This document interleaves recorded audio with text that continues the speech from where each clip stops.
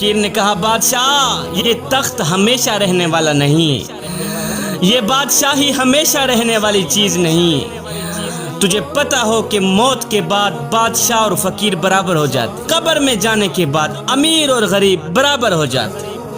اگر تو کسی کی قبر کھول کر دیکھے تو یہ معلوم ہرگز نہیں کر سکے گا کہ کون سخی ہے کون منگتا ہے، کون بادشاہ ہے کون فقیر ہے، کون شاہ ہے کون گدا ہے۔ ہرگز معلوم نہیں کر سکے گا کہ یہ شخص جس کی کھوپڑی کو مٹی نے کھا لیا، جس کا موٹا تازہ بدن مٹی کا رزق بن گیا، جس کی خوبصورت اور نشیلی آنکھیں کیڑوں اور مکوڑوں کی غذا بن گئی، یہ زندگی میں کس مرتبے اور شان کا مالک تھا۔ ہرگز معلوم نہیں کر سکے۔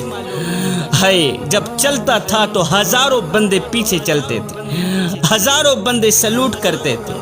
جب یہ گھوڑے پہ بیٹھ کے لگام پکڑتا تھا تو ایسے سمجھتا تھا کہ کائنات کا سارا نظام میری مٹھی میں آ گیا ہو۔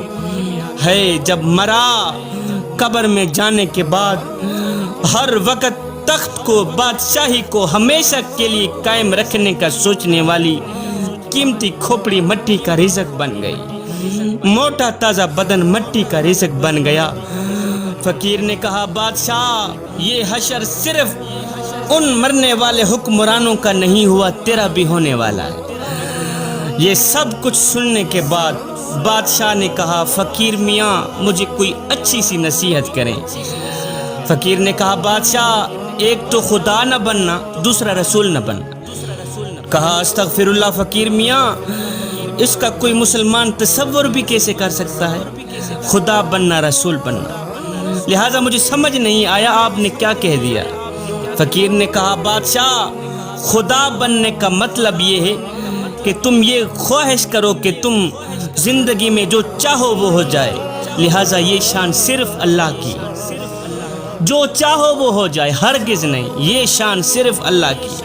اور رسول بننے کا مطلب یہ ہے کہ تم یہ تمنا کرو کہ ساری دنیا مجھ سے ہی عقیدت رکھے، لہٰذا یہ مقام صرف رسول اللہ کا ہے۔ خدا بھی نہ بننا، رسول بھی نہ بننا، تم دنیا میں بھی کامیاب ہو جاؤ گے، آخرت میں بھی کامیاب ہو جاؤ گے۔ اس کے بعد اس ظالم بادشاہ نے پکی توبہ کی۔